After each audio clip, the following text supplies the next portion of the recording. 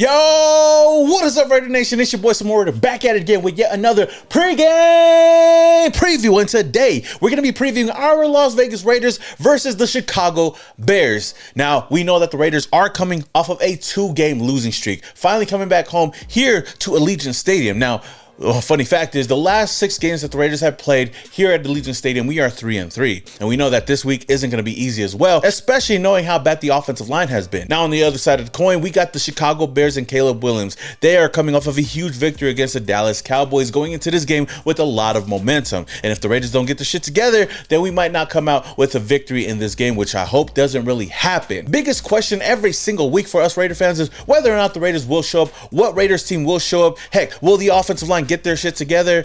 Who knows? Today, we're going to be going over some of the biggest storylines and even some players that I'm looking forward to watching in this game. If you guys haven't already and you guys love Raiders content just like this, then don't forget to hit that subscribe button and hit that notification icon button. All that being said, let's get started with some Nation news that you can use. First things first, offensive line. We've talked about the offensive line ever since last week and how bad they looked. Now, throughout this week, we heard a lot of rumblings on whether or not the Raiders were going to switch anything up, but Pete Carroll shot all of that down, saying that we are not changing anything. We're going to keep everything the same. Would you consider maybe going back to something like that? Is that Absolutely what you're talking? not. No, we've invested a lot of time with these guys playing in their spots.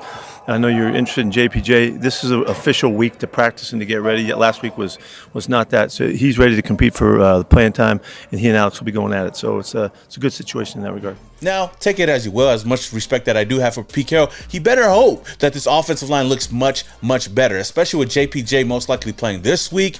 And a clip that I seen from JPJ was when he was on the Rush podcast, and it kind of puts a lot of things into perspective, because I know he was going into the season expecting to be the center, and he looks at himself as one of the best centers in the NFL. I played guard, and I thought I was a pretty good guard, but I think of myself as a damn good center. I'm gonna be a little cocky for a little bit. I did my shit in college. I won the Remington and all that kind of fun stuff. Now, crazy how much can change in just a couple of months. When asked about JPJ and why Jordan Meredith won the starting role for the center position over JPJ, Chip basically said that Jordan Meredith outperformed JPJ in the offseason, in the preseason, so on and so forth. Even so, that he compared Jordan Meredith to, Jason Kelce. Because Jordan did a better job in preseason camp at playing center for us in terms of what we want call-wise, putting us in the right protections, doing all those things. I think Jordan's what you're looking for in the center in this league. He reminds me a little bit, I'm not going to say he is, but he reminds me a lot of Jason Kelce that I had when I was in Philly. He's that type of player. We were really excited about what Jordan's doing at center. Now, I'm not going to lie to you guys. It's really surprising to hear how much Pete Carroll, how much Chip Kelly loves Jordan Meredith over JPJ. It just feels, to me as a fan, just looking from the outside looking in, it feels like they've been disrespecting JPJ. I don't know what's going on inside of the locker room, behind the scenes. Maybe Jordan Meredith does look better at practice, but we know for a fact that JPJ was drafted as a center, and we know that he could do well at center. It just makes my mind go in circles and makes me think that, I don't know, that this new regime doesn't really like JPJ. Could JPJ be traded from this team? I mean, that's a possibility. I'm not throwing trade rumors around, but I hope it doesn't happen, and I hope that this offensive line can get back, because if they don't this week, there's going to be a lot more talk about this offensive line. But how do you guys think about this, though, Raider Nation? How do you feel about the offensive line? I know a lot of us are already pissed off with it, but do you think that JPJ's been done wrong? Do you think that he should be the center moving forward, or should we just trust the process with this team? Let me know your thoughts down in the comments below. Now, in some other bit of news, tight end Michael Mayer will not be playing against the Bears. He has been ruled out with a concussion that he suffered in last week's game. And if you guys didn't see the play, here's the play right here. My biggest question is, why is our tight end 2 out there on special teams? Really, bruh?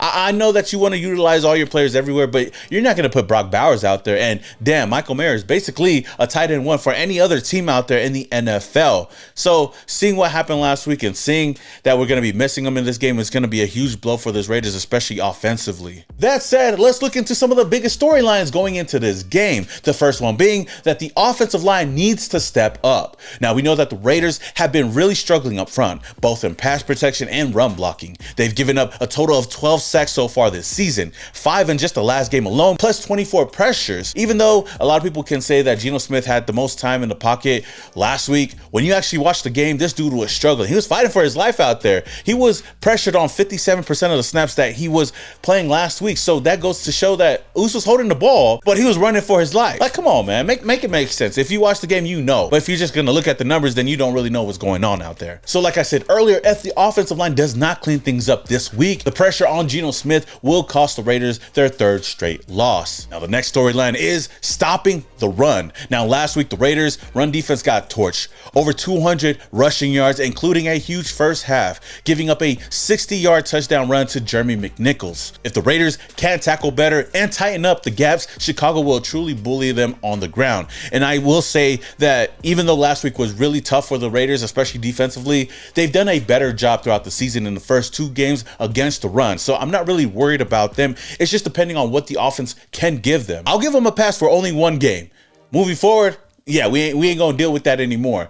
But hopefully they clean up their act this week against the Bears for sure. The next bit of storyline is 3rd down efficiency. Now, the Raiders have not been sustaining drives. Very few 3rd downs converted in the last couple of games. And if they can't keep these drives alive, they'll put too much burden on the defense, which is why I feel like the defense really gave up a lot of big plays last week. In the first 2 games, we've seen the defense bend but don't break. Last week, they were broken. They were definitely broken against the Commanders, but it all comes down to the offense. If the offense isn't doing their job, you can't expect the defense to pick it up. And as frustrating as it was last week for the offense, it all trickles down to the offensive line, which is the theme of this weekend's matchup. So if you have a good offensive line, you have good offense. And if you have good offense, the defense can do their job out there. You can't just let those guys stay out there for a long time, because that's when things start breaking down. And we've seen that last week. Now, the next storyline is facing Caleb Williams in the Bears' emerging offense. Now, this might be Williams' breakout moment. He had 4 touchdowns last week, and the Bears' offense under Ben Johnson looks more cohesive.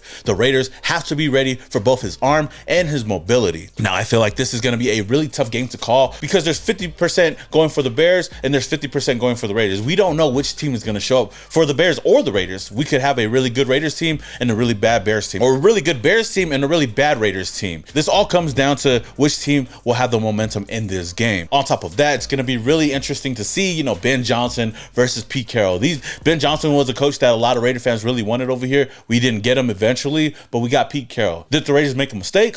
I mean, we won't know until the next couple of years and these next couple of games. But as far as right now, this is going to be a huge matchup for a lot of us Raider fans to see. And the last storyline that I got going into this game is redemption and momentum. Now, after a tough loss to Washington, the Raiders need a bounce back win against Chicago to stop the losing streak and build some momentum before facing some tougher opponents.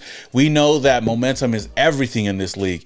And when we don't stack W's together, we're stacking L's.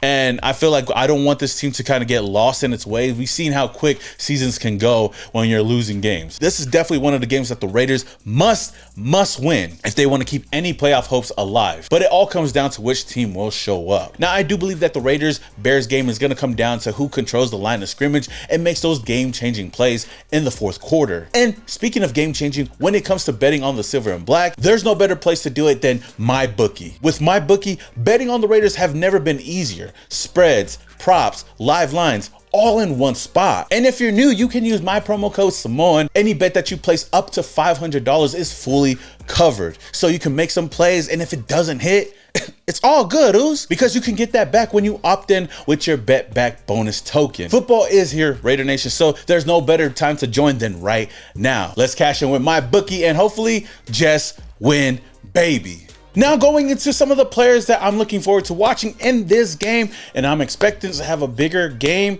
One is definitely our quarterback, Geno Smith. Now, I know that Geno Smith is coming off of a pretty good game statistically, throwing for 289 yards, 3 touchdowns, no interception. But of course, we know watching the game, we see most of that in garbage time, but it is what it is. I know that the Bears are definitely going to try to get to Geno Smith and try to pressure him right away so he can make mistakes, but it's all going to depend on how Geno Smith reacts to that pressure. We don't know what the offensive line is going to bring in this game, but we can hope for the best, right? So the biggest thing I'm looking forward from him is seeing how composed he will be in that pocket and if he can make some good decisions. Now, he is coming off of no interceptions from last week, so let's keep it that way. We just hope that the offense could continue moving. Now, since we're talking about the offensive side of the ball, Brock Bowers is going to be a player to definitely watch in this game. I know I stated it earlier, Michael Mayer is not going to be good to go in this game. He's going to be out. So we're going to rely a lot on Brock Bowers, more than we already have been before. Will his knee actually hold up? Will he look a little bit better? I know I said the same thing last week, but we barely got to see him out there. Now, another whole week, you know, getting his knee back to 100%. Can he go out there and do his thing? He's going to get a lot more targets. And I know that Geno Smith is going to look to him to make those big plays, to give us those chunk yards and just make defenses hopefully respect the passing game, because that could only open up things for the running game. And speaking of the running game, let's talk about our star running back, Ashton Jeanty, because he's the next player that I'm looking forward to watching in this game. I mean, he's been the same player that I've been looking forward to breaking out this whole year. Week 1, week 2, week 3, and now going into week 4, I'm expecting a lot more. Now, crazy thing is, as bad as the offensive line was last week, Ashton Jeanty actually had his best game statistically in his career so far as a Raider, carrying the ball 17 times for 63 yards on the ground, and also had a run for 18 yards. Of course, we've seen the latter half of that game last week, and we just couldn't get things going in the running game. And if the running game ain't going, then the passing game ain't going. And there's a lot of teams that don't respect the passing game. But for us, lucky enough, so far this season, the Bears D-line has not really been that good, especially against the run and even causing pressure. So that's something that I hope that we could at least expose out there, and hopefully Ashton Jeanty could take advantage of that, because we're still waiting on that big game. And can that game be this weekend?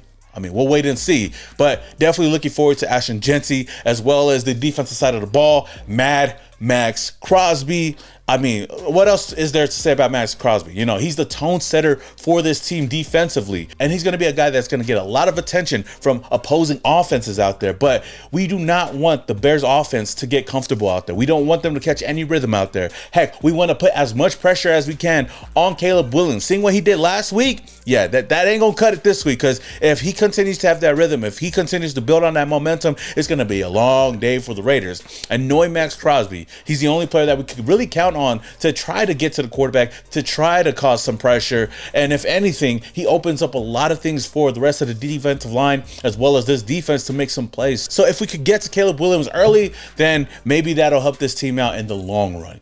But Raider Nation, who are you guys looking forward to watching in this game? How do you even feel about this Raiders team? Do you feel like we could come away with this victory and just go 2-2 at 500?